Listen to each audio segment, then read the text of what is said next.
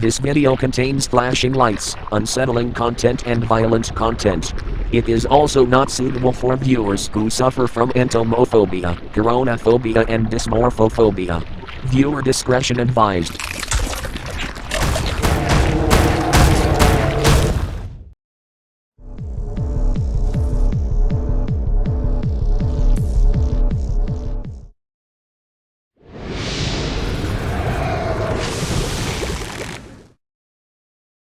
SCP-008 Object Class Euclid. SCP-008 is a complex prion, samples of which are stored in each of the known G2 sites. Research into SCP-008 is highly classified and primarily aimed at preventing research which may lead to the synthesis of SCP-008 in the distant future. Symptoms of infection with SCP-008 manifest no more than 3 hours after exposure and include flu-like symptoms with high fever, plus severe dementia in later stages. Coma onset approximately 20 hours after first symptoms appear and 12 hours after noticeable dementia. A period of sporadic cellular necrosis occurs which comes to resemble gangrene. Surviving tissue assumes its original function and is highly resilient. Red blood cells greatly increase oxygen storage capacity, resulting in slower blood flow and increased muscle endurance and strength. Nervous and muscle systems are unaffected by total organ failure for several hours. Metabolism may decrease to extremely low levels, allowing subject to survive over 10 years without nutrition. High blood viscosity results in negligible blood flow from gunshot, puncture, and slashing injuries. Conditioned behavior, motor control, and instinctive behavioral mechanisms are damaged, and cognitive abilities are severely erratic. Animals experience excessive brain necrosis and are inactive. Subject can adapt to its damaged nervous systems, but is limited to basic physical activities, including standing up, balancing on 2 legs, walking, biting, grabbing, and crawling. Subject will energetically move towards sights, sounds, and smells it associates with living humans. Subjects will attempt to ingest living humans if physical contact is made. SCP-008 samples have been deemed Class V extreme biological hazards, and all related protocols apply. Incineration and irradiation measures will be deployed in the event of political or military action which may result in the facility being dismantled, a power failure, or zero communications from operatives or outside channels during any given 8-hour period. There is strong evidence to suggest SCP-008 itself did not form naturally on Earth, since variants of similar complexity would have displaced much of the ecosystem. In 1959, a short collaborative effort with the USSR to locate G2 sites and eliminate SCP-008 was negotiated following their discovery. The status of SCP-008 in Russian custody since collaboration ended is unknown.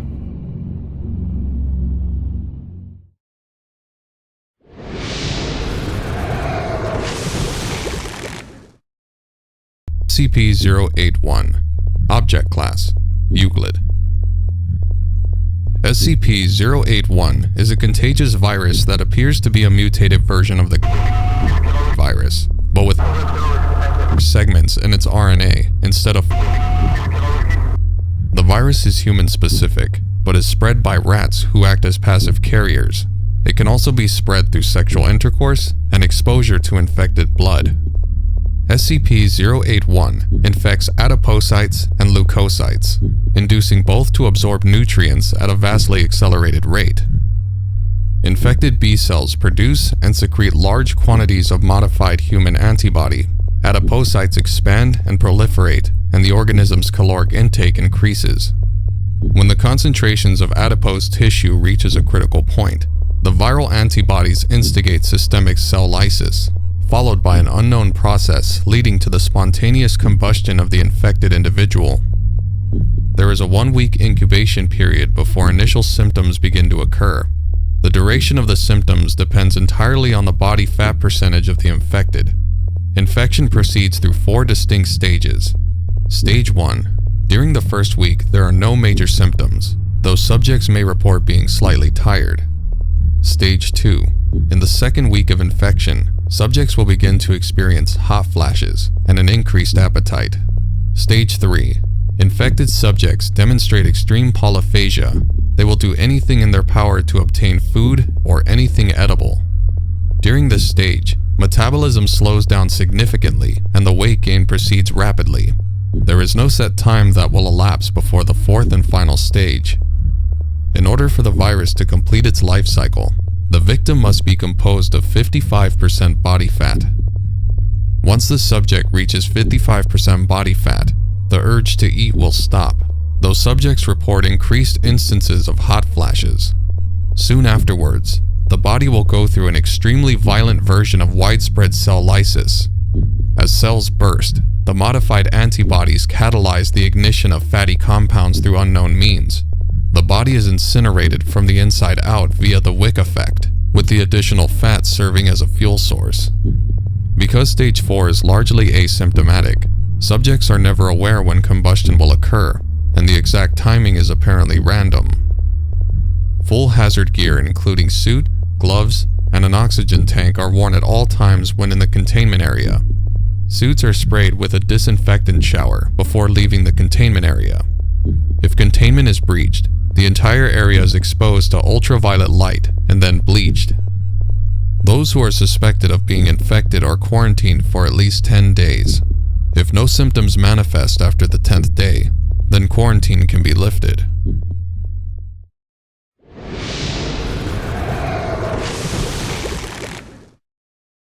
SCP-742 Object Class Keter. SCP-742 is a retrovirus approximately times more complex than any known naturally occurring virus. It infects all cell types, but initially only enters the lytic cycle in helper T cells, leading to a state of immunocompromise that allows it to infect every one of the infected subject's cells. Infected cells secrete hormones that increase appetite, as well as a signal compound. Once full infection is achieved, concentration of this signal compound reaches a target level, and the infection enters stage 2. During stage 2, it affects the nervous system, causing the infected subject to ravenously consume large quantities of protein-rich food, and then seek a dark, secluded area, often a cave, abandoned building, or crypt. At this point, the subject enters a state of hibernation, slowing the metabolism to the point of apparent death. During this period, the retrovirus completely reverse transcribes itself into the infected subject's DNA and deactivates its viral properties. Following this event, the subject is designated SCP-742-1. Newly created instances use the food energy ingested during the viral phase to alter their physiology, resulting in an organism superficially similar to a human being, but with the second alimentary tract linked to the roof of the mouth, several new organs of indeterminate function, and a subtly altered nervous system. Once fully transformed, instances continue to function as if they were normal human beings, and are virtually indistinguishable without medical examination. However, the infection destabilizes the genome during reverse transcription, leading to symptoms consistent with telomerase dysfunction within approximately a month. SCP-742-1 can prevent this by ingesting human stem cells. In the wild, they are nocturnal hunters preying on isolated humans.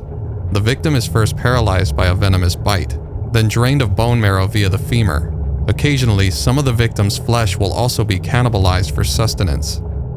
Instances do not age normally, and if kept supplied with stem cells, are biologically immortal. They specifically target younger victims because of the higher volumes of stem cells that can be obtained. Children who still have baby teeth will be found with teeth missing, in addition to the skeleton being liquefied. Instances will also target pregnant mothers in order to enter an infectious state.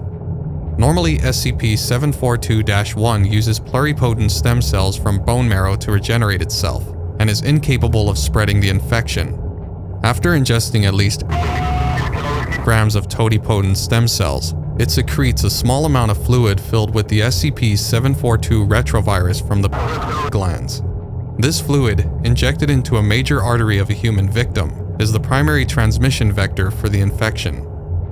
Instances of SCP-742-1 are kept in separate solitary confinement cells in the maximum security wing of Site-8175 and are fed 476 kilograms of freshly harvested bone marrow, in addition to standard humanoid-grade rations. Samples of the SCP-742 virus are kept in a secure vault at Site.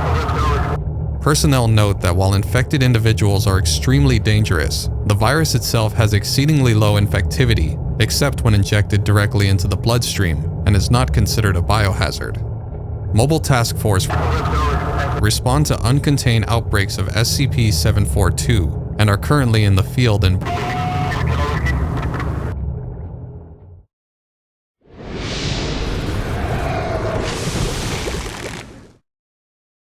SCP-129. Object Class: Keter. SCP-129 is a series of at least 20 different species of fungus that can infect any animal with mucosal membranes. Infection can pass through up to 5 stages, with each stage of infection facilitating progression to the next stage by weakening the individual's resistance to subsequent infection. Due to a combination of historical events, most humans and animals are naturally immune to SCP-129-4 through Therefore, outbreaks of Stage 3 infection are quite rare, but have the potential for widespread infection if not swiftly isolated and contained. In the first stage, the first organism, SCP-129-1, attacks the victim's mucosal membranes, multiplying quickly and unobtrusively. A faint, yeast-like smell might be detected, but beyond that, it's asymptomatic. A second organism, SCP-129-2, can then infect the host, causing the victim to experience symptoms identical to those of the common cold. The decreased efficiency of the host's immune system due to infection from SCP-129-2 allows SCP-129-1 to become entrenched further. In the second stage, SCP-129-3 alters the host's mucus, lymph, and blood such that other species of SCP-129 can thrive in the host. Although it is usually stopped by natural mucus, Stage 1 of the infection changes the composition of the host's mucus so that the host is significantly less resistant. Symptoms of Stage 2 infection greatly increase mucus production, a nagging cough due to excess phlegm, a lingering low-grade fever, increased sweating and salivating. In the absence of SCP-129-3, nearly all animals are immune to the 3 species that cause Stage 3 infection. However, a small number of Stage 2 victims can become infected with one or more of these species. Victims who reach Stage 4 appear generally healthy and indeed may be more lively and energetic than at any time since first contacting SCP-129. In actuality, SCP-129-1 through 6 have spread throughout the host's body, completely infiltrating the subject's immune, respiratory, circulatory, reproductive, and central nervous systems. Mycelia from SCP-129 species also permeate the host's skin and replace some. These hyphae, which are nearly indistinguishable from the host's natural hair, are used to propagate SCP-129 to other hosts. Any potential host that comes into contact with shed-off hyphae has a 90% chance of becoming infected. Symptoms of Stage 5 infection depend on a variety of factors, including the particular Stage 5 species that are present, as well as genetic, physiological, environmental, and any number of unknown factors. However, as in Stage 4, all Stage 5 victims are highly contagious and can infect victims who had previously shown complete immunity. Notable manifestations of Stage 5 symptoms include swelling and exploding to scatter infected spores, or pulsating mounds of flesh and vegetable material. Researchers theorize that victims of Stage 5 of SCP-129 would interact normally with the populace, attempting to infect others until, after a period of time, they would hide in caves. Upon arrival, the victims would be changed into the pulsating vegetative flesh mounds, which appear to be organisms modified to provide a long-term source of substance to SCP-129. Analysis suggests the flesh mounds could potentially live for years. SCP-129 is at large in the world and infects large numbers of humans and animals daily. Containment efforts are focused on treatment of infected individuals and on eradication of any or all member species of SCP-129. Although at least 98% of the world's population harbours a natural immunity to one or more species of SCP-129, outbreaks that reach Stage 3 or higher are contained as quickly as possible, with infected individuals quarantined under high-risk contagion protocols.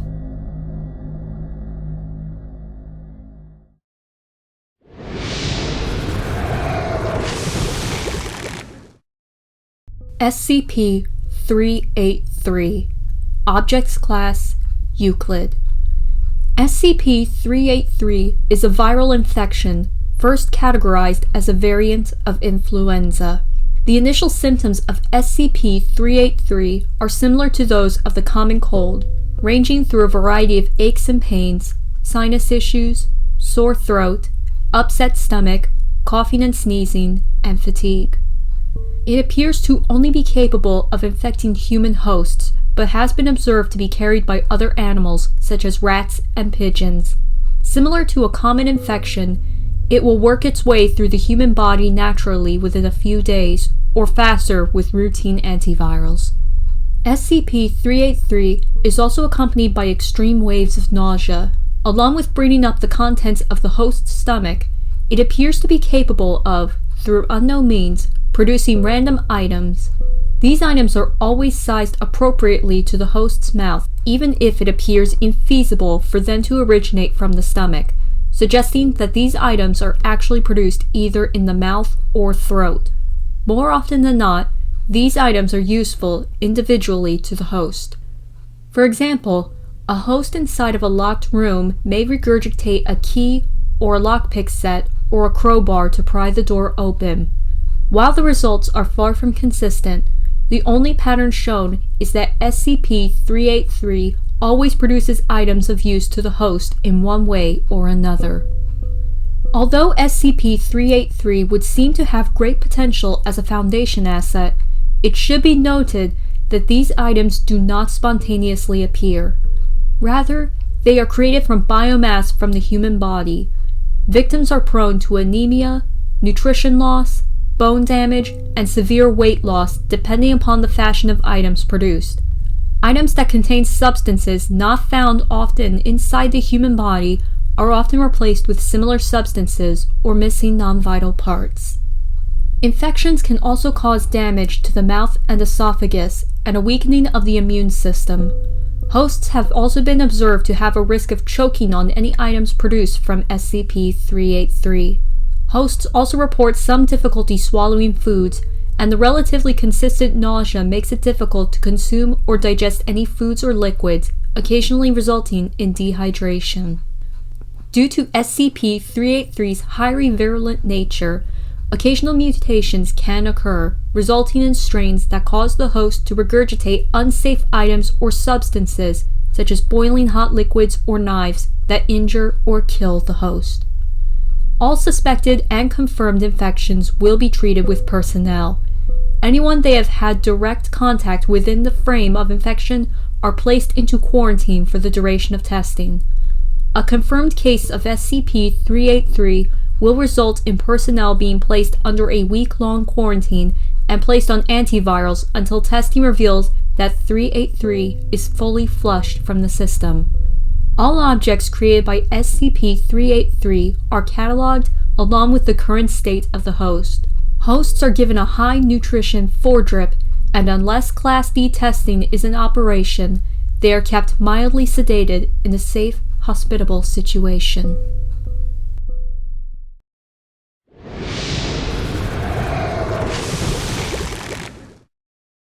SCP-1242. Object Class: Euclid. SCP-1242 is an adolescent Caucasian human male, 137 centimeters in height, weighing 41 kilograms. Subject communicates primarily in English, is intelligent, and generally cooperative with Foundation personnel.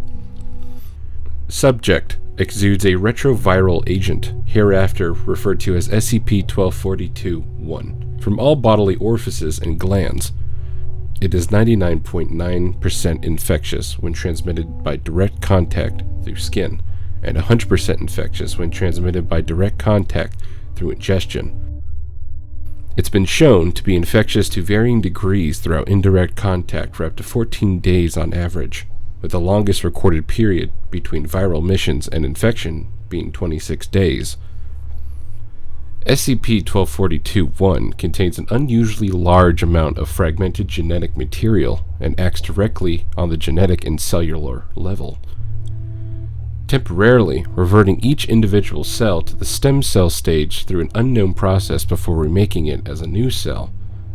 Individuals infected are classified as SCP-1242-1A and are quarantined immediately. Infection is followed by an incubation period of 6 hours, after which the symptoms begin to manifest. After 6 hours, SCP-1242-1A experience acute pains in joints, fever ranging from 38 to 40 degrees Celsius, respiratory difficulty, cardiac arrhythmia, and cyanotic extremities. After 8 hours, subjects indicate that pain is now global to the body. Symptoms diverge in this stage depending on the initial mass of the infected individual. There is currently no data on individuals exactly matching the mass of SCP-1242. However, it's been noted that symptoms beyond this point are significantly less severe for individuals within the weight class of SCP-1242. SCP-1242-1A that are larger in mass than SCP-1242 begin experiencing violent emesis, diarrhea, and perspiration beyond the levels associated with fever temperatures. Waste produced in this manner is composed of tissue types from throughout the body. Subjects begin to gradually decrease in mass and physical size. Instances larger in mass than SCP-1242 have an estimated 43% survival rate at this stage. SCP-1242-1A that are smaller in mass than SCP-1242 begin bloating and swelling and display a voracious appetite, with a preference for materials high in protein. Instances that are smaller in mass than 1242 have an estimated 6% survival rate at this stage without medical intervention. After 9 hours, symptoms accelerate as subject rapidly alters to more closely match the mass of 1242. All identifying characteristics native to the race are eliminated, and the subject's body begins restructuring to achieve the end-stage result. Females have a significantly higher chance of dying due to complications associated with restructuring of primary reproductive systems in this stage. Larger instances experience a continuation of emesis and diarrhea, skeletal fracturing and restructuring, and slowing of skin and hair. Instances in this stage are prone to organ failure from compression, bursting, and dehydration. Smaller instances experience rapid growth, with associated internal lacerations and stress fractures from sudden growth of skeletal structure. It's been determined that continued nutritional supplementation substantially improves chances of survival at this stage for smaller instances, boosting survival chances from 4% to 32%. After 10 hours, the subject's body structure now closely resembles SCP-1242. Symptoms converge and abate. SCP-1242-1 is once again infectious. After 11 hours, all symptoms abate. Subject is now visually indistinguishable from 1242 and is designated 1242-2. Instances possess intelligence commensurate to that of 1242 and display a range of reactions and personality traits. Investigation into neurochemistry reveals that levels of serotonin and dopamine are elevated by an average of 15% above human baseline. This results in instances generally behaving docilely and showing a heightened preference for tactile sensation. It's hypothesized that instances do not develop depressive behaviors displayed by 1242 due to an inability to experience strong negative emotion without an outside trigger. These instances have a drive to protect 1242, and in the pursuit of that goal, will seek out and infect individuals to propagate more instances. In the event of direct threat, instances become extremely violent, lashing out at perceived threats with any tools or weapons available, but will attack unarmed should they lack weapons. Autopsies of instances terminated while defending show levels of serotonin and dopamine dropping below baseline. SCP-1242 is contained in 2 adjoining rooms capable of sustaining quarantine for a Category A UN-2814 biohazard. The rooms are separated by an airlock. All access to subjects are limited to a single entry point with the remote handling, clean room, decontamination, and quarantine facilities. Remote handling is used when interacting with SCP-1242 whenever possible.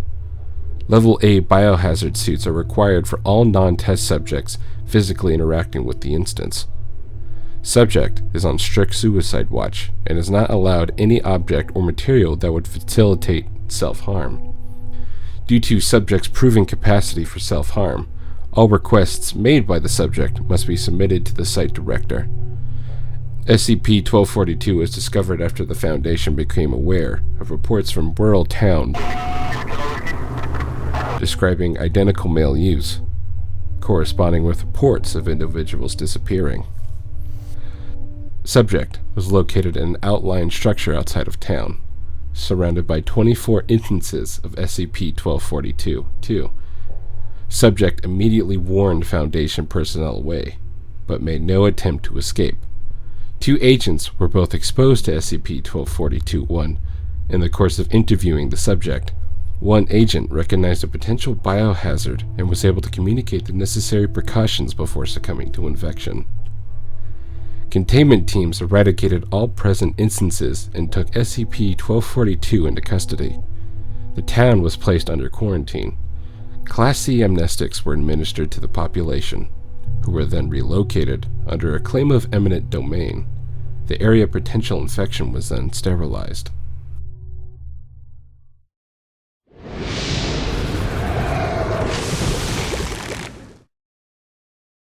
SCP-651. Object Class: Euclid. SCP-651 is a highly contagious, human-infecting viral genus that causes the fusion of soft tissues, usually first affecting the distal extremities. The effects can be observed early in the form of webbing of the fingers and toes. It spreads to affect the entire body, typically fusing the subject's thighs and cubital fossa, and eventually causing the mouth, ears, eyes, nostril, and anus to seal completely.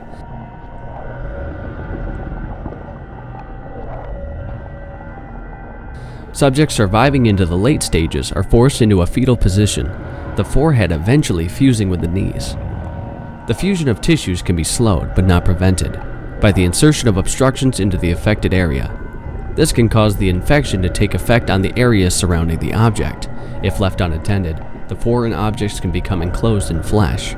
If cut open, fused tissues will reform and heal in the usual manner for human wounds. Subjects infected with SCP-651 are kept and treated in the secure medical wing of Site. Any secretions of infected patients are disposed of in the manner detailed in Protocol 9913-B. Access to infected patients by non-medical personnel is subject to O5 approval.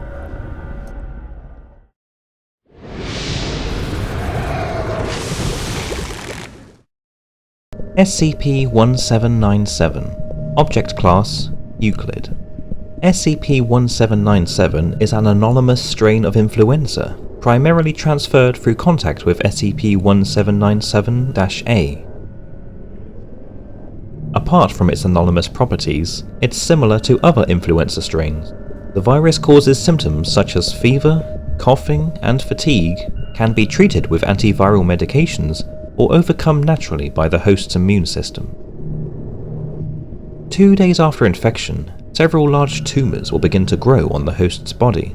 Typically from 5 to 8 tumours will develop at a time. The tumours will continue to grow for several days, reaching 12 to 20 centimeters in size, and gradually taking the shape of an instance of SCP-1797-A.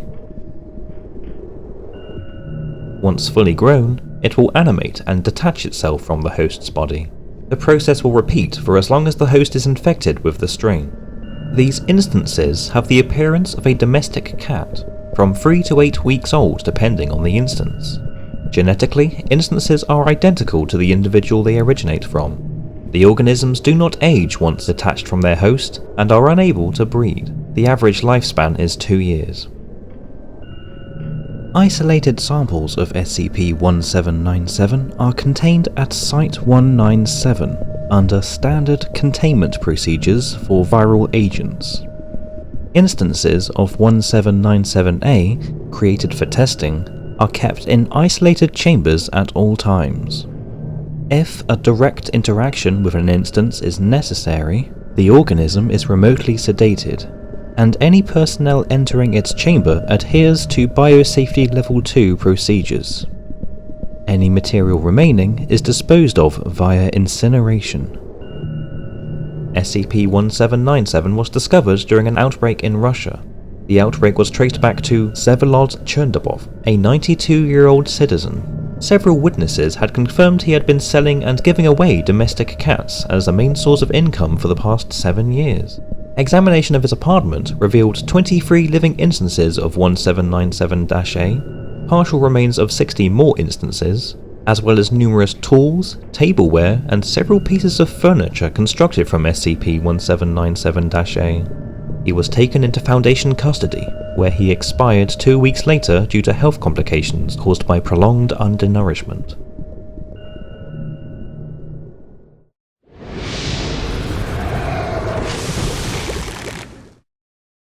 SCP-405. Object Class: Keter. SCP-405 is a contagious phenomenon of unknown origin that causes the uncontrolled development of telepathic capabilities in humans. The typical progression of the disease is as follows.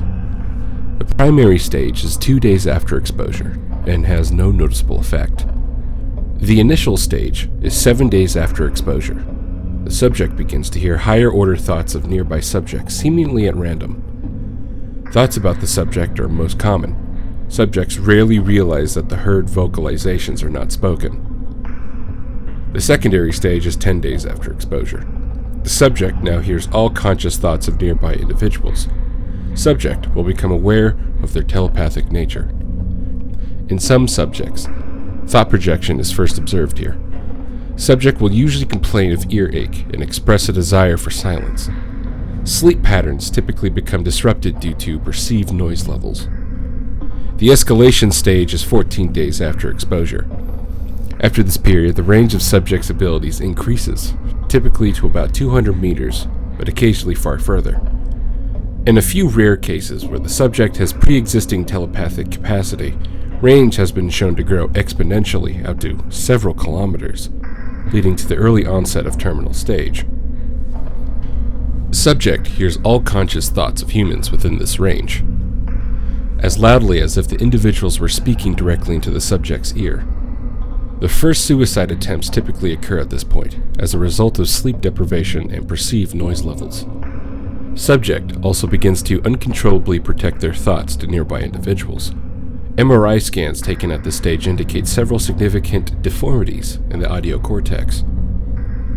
The plateau stage is 28 days after exposure. No noticeable change in symptoms is evident at first, although many subjects begin to detect unconscious thoughts towards the end of this phase, including autonomic responses and reflex actions. Subjects typically exhibit a wide range of dementias consistent with sensory overstimulation and sleep deprivation by this stage, and most attempt suicide, often frequently with increasing levels of creativity and desperation. Restrained subjects will typically beg for termination or other extreme measures. Towards the end of this phase, subjects often experience catatonic episodes and begin to suffer from seizures. They are not apparently related to the telepathic abilities, but rather due to swelling in the subject's neural tissues. Infected subjects are contained at SCP-405 isolation zones. Zones exist in depopulated areas. All field teams are informed of the locations of nearby isolated zones. All observation of SCP-405 victims are done via video link from a distance of no less than 1 kilometer. If a subject is in the late stages upon apprehension, they are terminated and all individuals within 200 meters undergo treatment. Outbreaks of SCP-405 appear spontaneously. There have been at least in recorded history. The ultimate cause of these outbreaks is unknown. The earliest believed SCP-405 outbreak was in the town of a famous ghost town.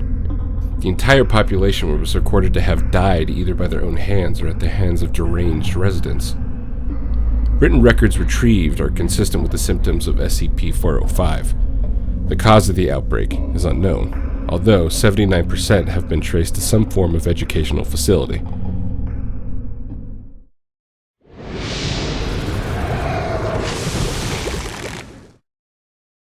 SCP-1121.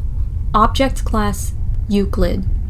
SCP-1121 is a previously unknown amoeboid protozoa with very specific mutagenic qualities triggered only by Staphylococcus epidermidis, a normally benign bacterium present on human skin. If introduced to other organisms, it remains dormant. DNA extracted from samples shares genes with several insect species, such as the African batbug, the mole cricket, and spine-tailed earwig, while also containing several genes not currently found in known flora or fauna. SCP-1121 does not seem to procreate naturally and does not need fluid to survive. Once introduced to Staphylococcus epidermidis, 1121 mutates all instances of the bacteria into 1121-1 before dying. At this point, a subject is considered infected and will start to show stage 1 symptoms. Note that, while Staphylococcus epidermidis does not normally cause infection in healthy humans, the pathogen infects 100% of subjects exposed to it. 1121-1 has proven resistant to all known antibiotics, and at this time, no known cure for infections exists. A subject infected goes through a set number of stages. At stage 1, 2 to 5 hours after initial infection, small white lesions appear on the skin. This does not differ from infection by Staphylococcus epidermidis, making wrong diagnoses a distinct possibility. At stage 2, approximately 24 hours after the onset of stage 1, the lesions will gradually begin to disappear, the infection having spread to the lower layers of the patient's skin. 1121-1 then consumes the subcutaneous tissue, transforming it into a highly viscous substance. This process is extremely painful. The patient's skin is at this point connected to underlying tissues only by the substance excreted. In addition, subject's skin turns pale and splotches in areas, mimicking the effects of massive sudden weight loss. At stage 3, patients begin removing their skin from their body. Most patients use their own hands for skinning, though in some cases, patients resorted to using various tools, including knives and windshield scrapers. This process seems to be painless due to the events of stage 2 and doesn't seem to be a conscious activity. When the anomalous substance underneath the skin is exposed to air, it gradually commonly found on insects. Victims rapidly become disoriented and invariably hostile to anyone not infected. In light of this, termination of all victims is necessary, preferably before the disease enters stage 3.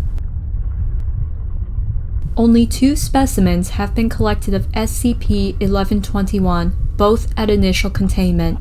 These are kept in one of Biological Research Site 13's refrigerated biohazard containment cells in a freezing medium composed of 12% dimethyl sulfoxide, 20% heat-inactivated calf serum, and axonic medium at -70 degrees Celsius.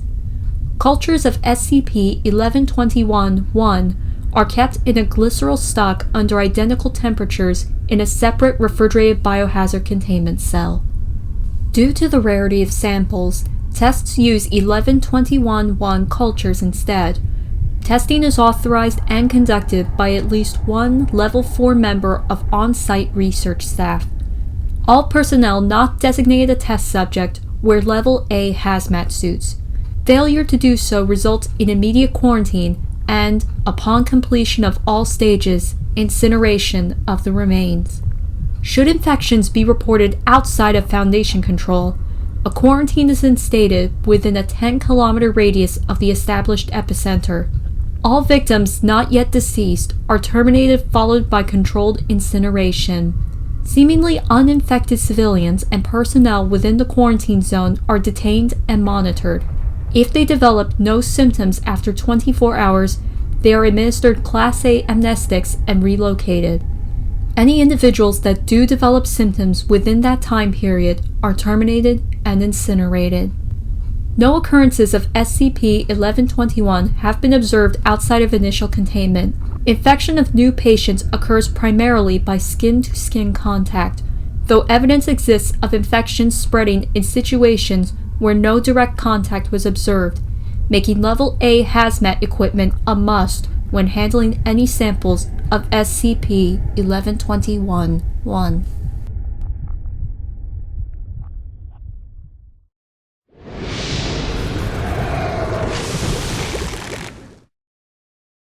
SCP-2450. Object Class: Euclid.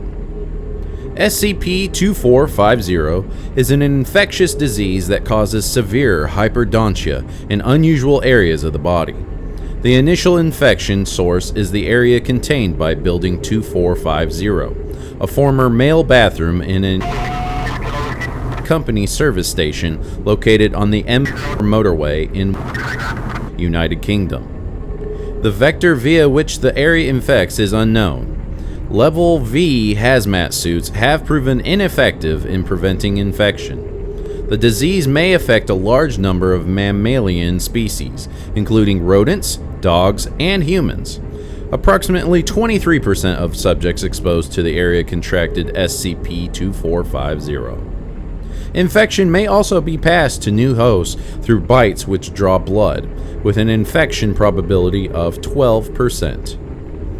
Initial stage infection results in the patient presenting hyperdontia, the eruption of extra teeth, in various body orifices.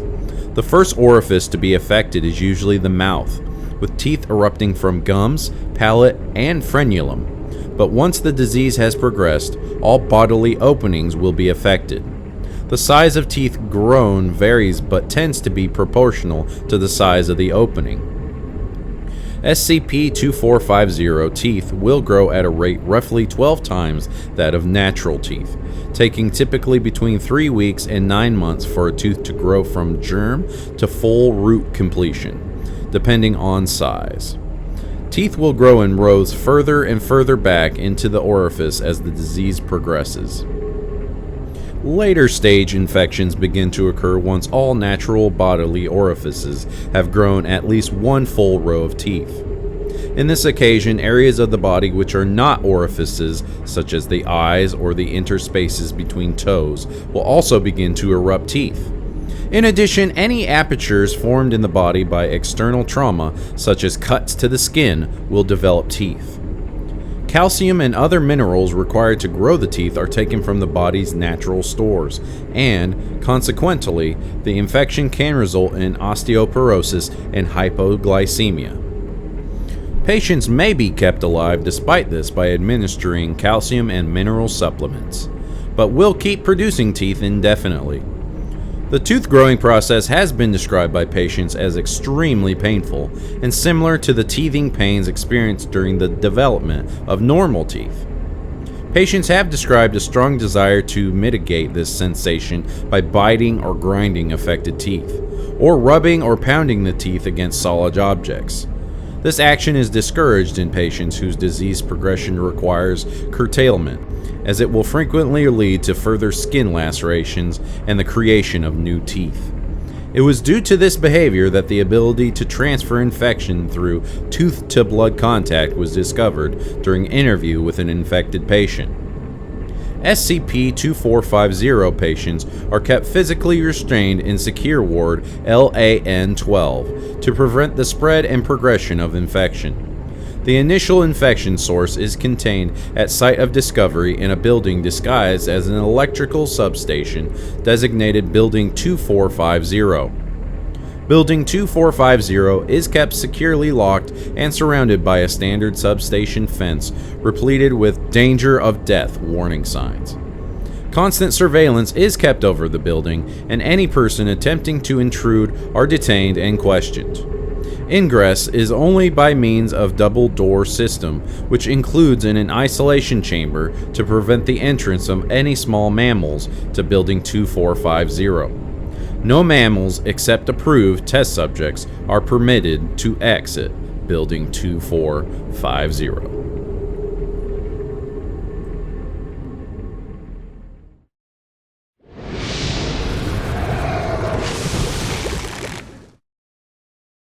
SCP-149. Object Class: Keter. SCP-149 is a breed of mosquito which carries a strain of retrovirus that mutates regenerating human cells into fertilized mosquito eggs. It is injected directly into the bloodstream when 149 feeds. The strain quickly works on the nucleus of the cells, warping the DNA. The first set of cells bred from these changed instructions closely resemble cysts and are concentrated in the lining of the esophagus and the sinuses. Upon dissection, these cysts are revealed to be filled with SCP-149's larvae. The cysts, acting as a protective casing against external forces, it appears to go through its maturation cycle in the matter of hours. By the time the subject is able to feel any effects, the first generation has already grown inside the subject's body. 149 primarily achieves exodus through the mouth and nostrils, occasionally being diverted through the sphenoid sinuses to escape through the eye sockets. Infection is fatal, and the chance of infection has been estimated to be 50% from one bite. SCP-149 in any of its instances are kept inside a sealed plexiglass box for observation. Oxygen and a nutrient mist are released into the containment cell every 2 hours. If any instance escapes its cell, Protocol 42 Charlie is brought into effect on any and all contaminated personnel by order of 0512.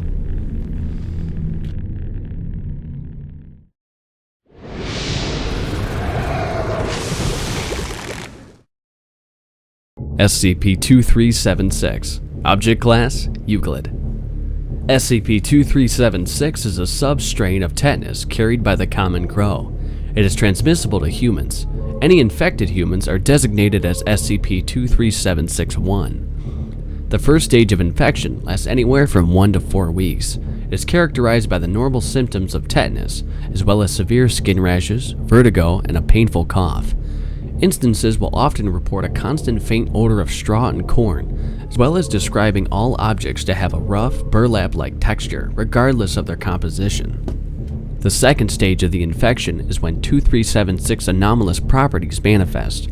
All instances of 23761 are perceived as a normal inanimate scarecrow by any human observers. The observers don't appear to be aware that the infected individual is missing, or that the scarecrow has replaced it.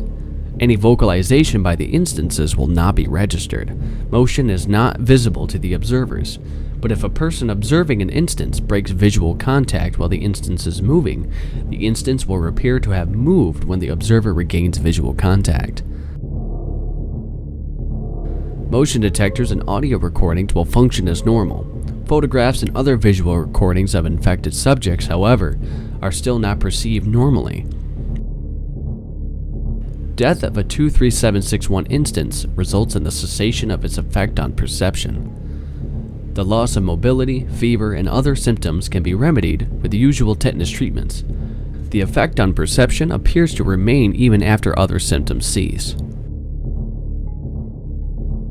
Rodents have indicated that SCP-2376 is capable of causing neonatal infections like its non-anomalous counterpart. After one began attempting to cannibalize infected rodent subjects, it has been hypothesized that mice perceived infectees to be edible straw. As such, no humans infected with SCP-23761 should be allowed near mice. Testing is ongoing around infected areas to determine if SCP-2376 has spread to any other carrier species. SCP-23761 instances are fed using an automated feeding system. They are examined once every 8 hours by medical staff. Instances are not made aware of the anomalous properties of the strain. In order to allow communication between instances and personnel, a text-based communicator is provided to each instance. When treating instances, medical staff close their eyes every 5 minutes and then reopen them, in order to view any messages that may have been written. Under no circumstances are patients removed from their rooms. All instances, as well as samples of SCP-2376, are located at Site-234, MTF Beta 7. Check for instances in hospitals located in infected areas. Multiple corpses were discovered in the garbage disposal units of a hospital in the town of Iowa. The hospital staff claimed they had disposed of scarecrows that had been left in the hospital wards and dressed in hospital scrubs as a prank.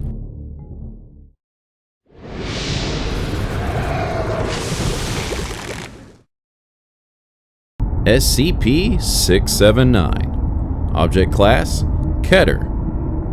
SCP-679 is a fungal infection of a previously unknown Aspergillus species. It was discovered among the local homeless population in Florida.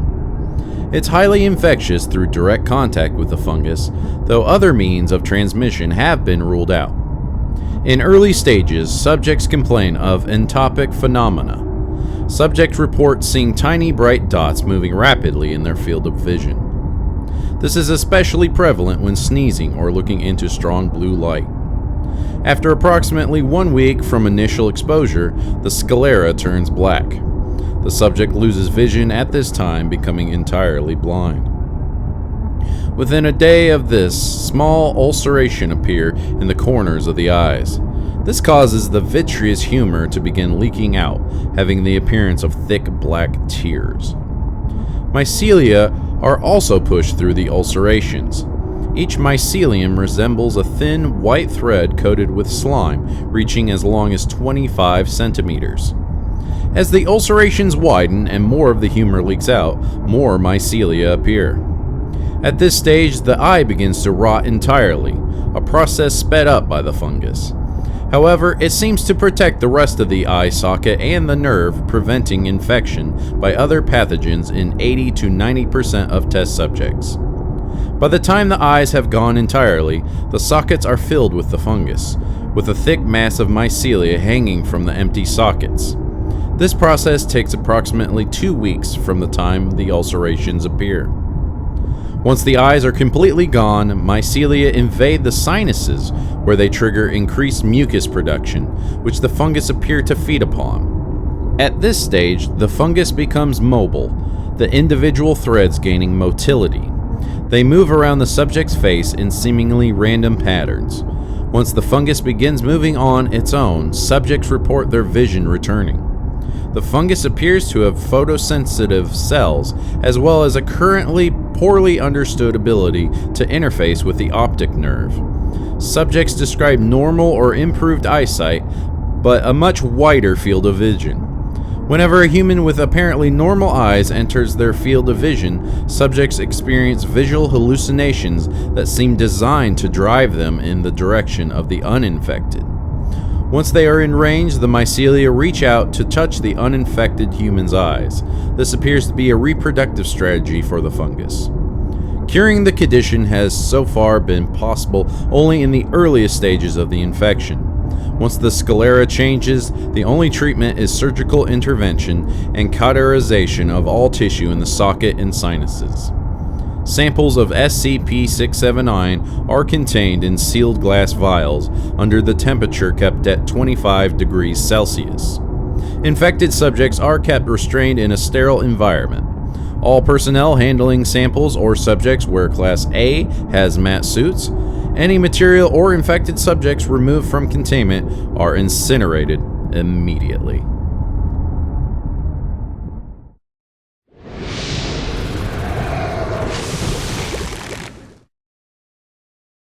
SCP-16 Object Class Keter. SCP-16 has an incubation period ranging from 24 hours to 2 years, depending on the presence and number of other human hosts in the area. First symptoms resemble the common cold and include itchy eyes, runny nose, coughing, and bodily aches. Phase 2 begins in 48 hours and consists of a controlled form of hemorrhagic fever, as the organism causes a small amount of blood to become aspirated in the lungs, creating an aerosol effect. During Phase 3, the host crashes and bleeds out, bleeding profusely from every bodily orifice, including the nose, tear ducts, anus, skin pores, mouth, and urethra. Blood pressure skyrockets during the final stage. Hosts have been observed projectile vomiting blood to distances of over 5 meters. Should the host survive this near-total exsanguination, the pathogen will become dormant once more, returning to incubation phase. What distinguishes SCP-16 from other strains of hemorrhagic fever, such as Ebola and Marburg, is its unusual response to high stress. Should the subject undergo a high-stress situation, the organism will change its survival tactic from rapid reproduction to the rewriting of the host's DNA and stimulation of rapid cell division. Major physiological changes occur within the first 24 hours, with complete bodily reconstruction occurring within 2 weeks' time. Most hosts do not survive the process due to the heavy demands made on the body. An interesting side effect of the transformation is an increased aggressive urge. It is believed that this may be an attempt to maximize the spread of the virus in a manner similar to rabies.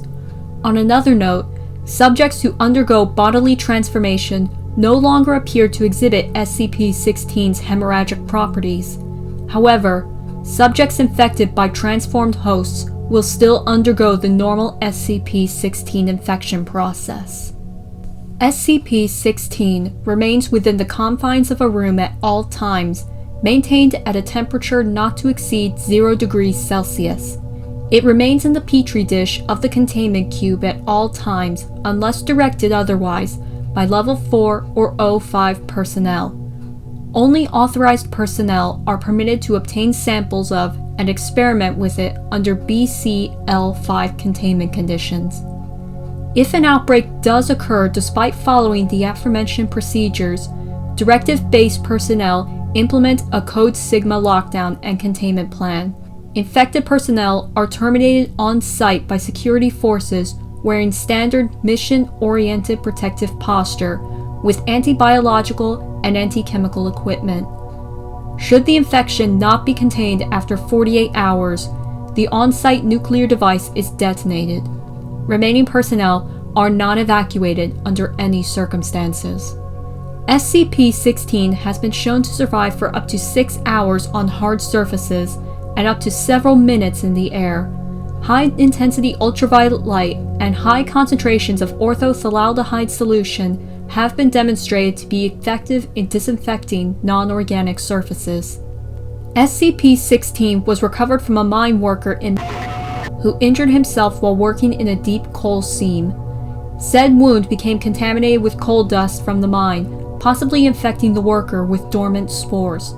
Over the next several days, SCP-16 proceeded to infect the remaining employees at the mining camp, as well as the CDC crisis team dispatched to deal with the epidemic. Foundation personnel then took over the investigation and terminated all affected personnel.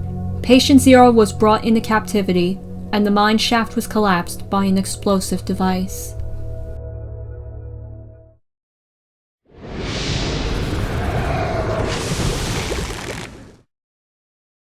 SCP-217 Object Class Keter.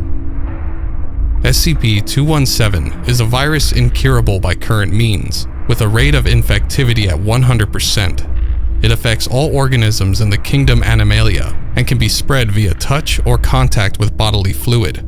It is very hardy and can survive for years outside the host's body. The progress of infection is very slow, with some subjects going several years before manifesting any symptoms. SCP-217 alters the biochemistry of organic tissue, causing organic matter to rearrange into a form of organic metal. The process involved with this change are not yet fully understood, but the advanced stages are well documented. A subject will begin to turn into a complex arrangement of gears and clockwork, these taking over the former biological functions.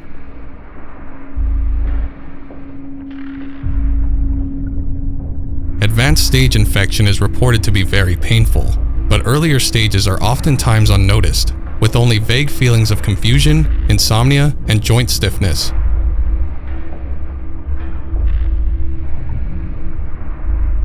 Parts are replaced by gears and small tubes, joints by gear networks, eyes by structures not unlike primitive hand-crank film cameras, etc. SCP-217 shows first on the outside of the body, in all creatures except mammals. In mammals, it first converts the internal structure before manifesting outside the body. This can cause those infected to go for very long periods of time without knowing of infection. It has even been shown to totally convert the inside of the body before showing any externally visible symptoms. SCP-217 has infected several major metropolitan areas in the past, most notably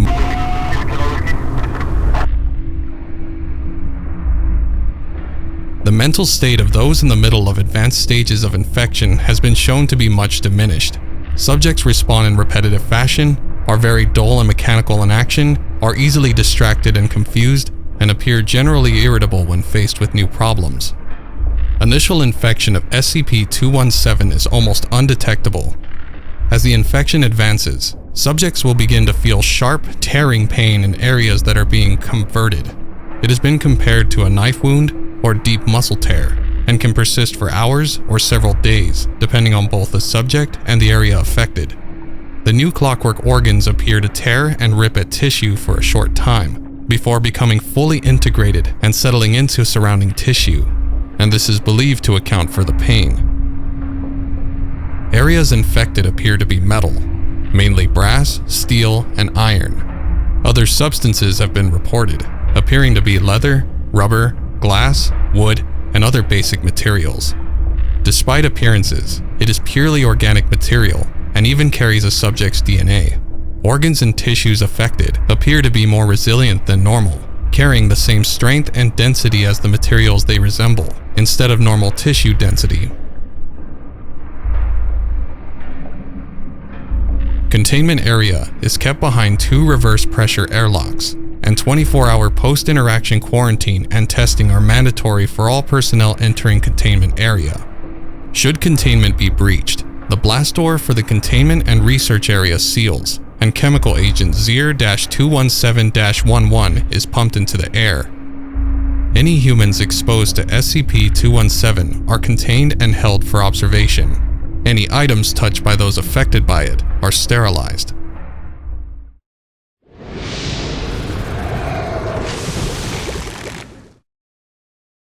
SCP-194. Object Class: Euclid. SCP-194 are visually identical to Corvus corax, or the common raven. Their behavior is also identical to that of most ravens, save for how they display an abnormal degree of comfort in the presence of humans. 194 will not flee from humans unless they are obviously threatened, and are known to perch on humans when it's convenient for them to do so. They have also a distinct diet from normal ravens, preferring to eat meat exclusively over grains and seeds.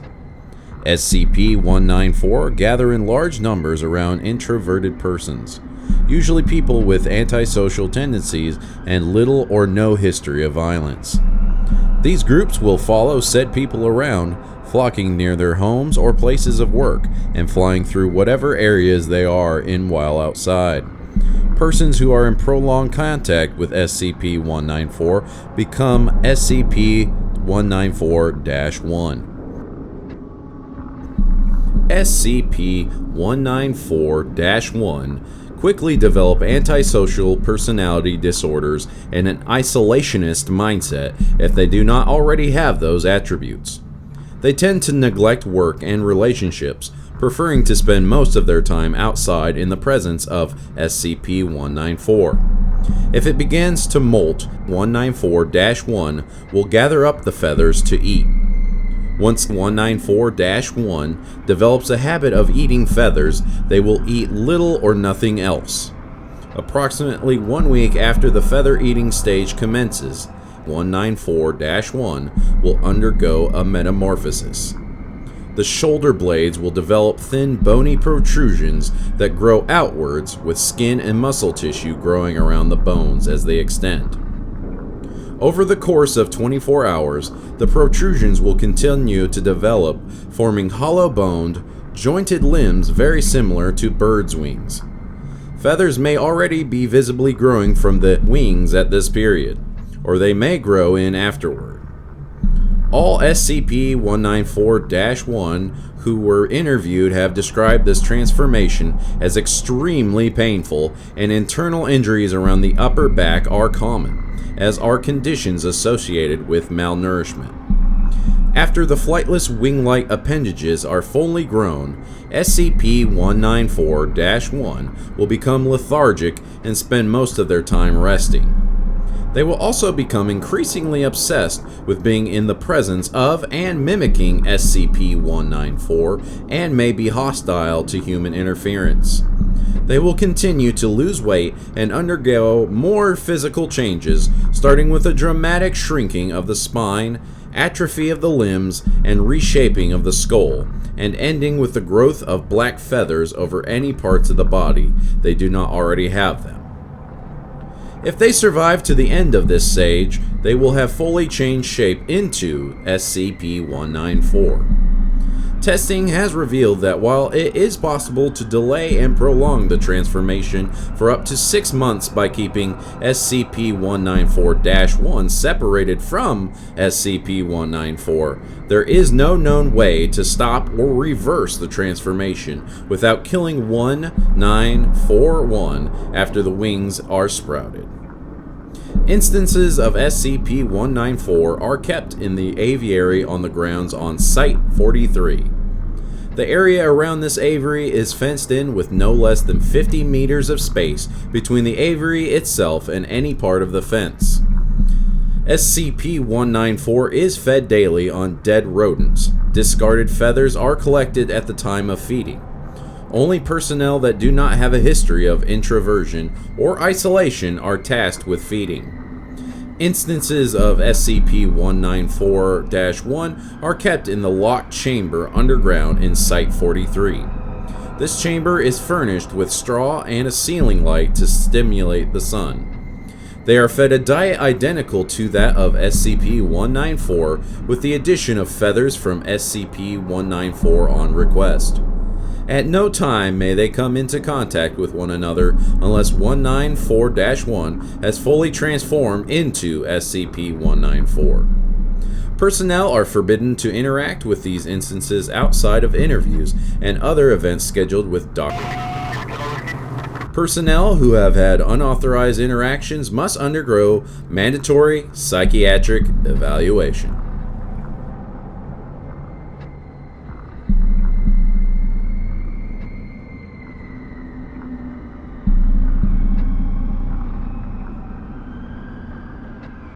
Good morning. Morning. I'd like to talk to you about SCP-194. That's not what they're called. What do you call them? They're my flock, my unkindness, my hosts, Carrion brethren. Any name you like, but not a number. Can a number not be a name? Why are you drawn to the hosts? They came to me. They recognized me as one of them. As a raven? As a prisoner. As lonely.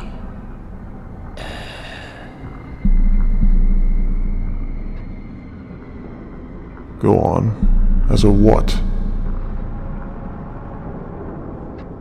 Okay, let's try a different question. Why did you eat their feathers? They were gifts. You don't refuse gifts. Yes, but why do you eat nothing but the feathers? Don't need anything else. Do you know what's happening to you? I'm joining them. I'm becoming one of them. I'll be beautiful. You're aware that most people who've been in your position have died in mid-infection?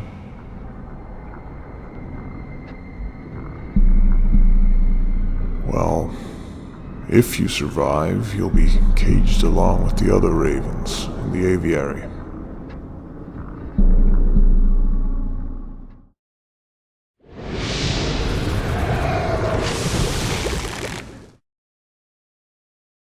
SCP-610. Object Class Keter. SCP-610 appears to be a contagious skin disease at first, with symptoms including rash, itching, and increased skin sensitivity.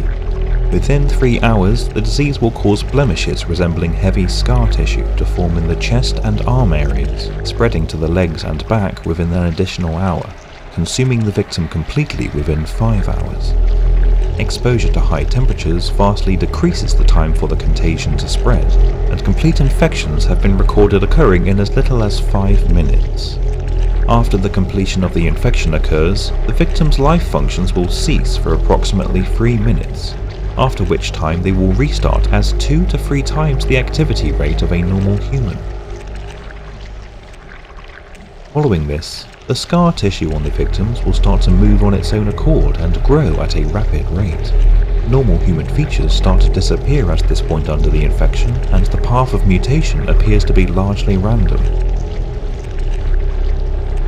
Subjects observed at this rate of infection have been recorded as growing 3 or more limbs of a type such as arms or legs. The head may become misshapen and elongate or widen out. The parts of the subjects may split open, from which additional branches of flesh will grow. The duration of this stage of infection is unknown, and not all subjects appear to progress to the later stages. Under unknown conditions, an infected individual will cease moving and place itself in a location it deems suitable where it roots itself. The fleshy growth on the victim will then begin to spread itself across all surrounding objects and consume them. Such objects do not spread the infection as living creatures do. Observation of life by staff for infected 610 is impossible. Those infected with the disease immediately seek out aid as natural human impulse, resulting in unintended infections. Those infected past the scar tissue phase aggressively attempt to infect anyone approaching them within an unidentified area. Observation of SCP-610 infected settlements have been established using remote robots. The data returned from these observations, coupled with the openly aggressive nature of the infected, has resulted in the Keter classification. As long as nothing is allowed to enter or leave the infected areas, it's considered a neutralized threat. Due to the vast area of infection SCP-610 covers, containment is impossible. Isolation of the area has proved far more effective, and permission has been granted by the Russian government to establish a parameter to keep people out of these areas under the guise of military operations. Initial reports came direct from the Russian government through undisclosable channels. These reports consisted primarily of disappearances of farmers in the region, and were not considered until the local police, followed by the regional police, and finally a government-dispatched agent. All failed to report in within a 72-hour period. A small military contingent was dispatched to the area and quickly withdrew, at which point the Foundation was contacted to investigate.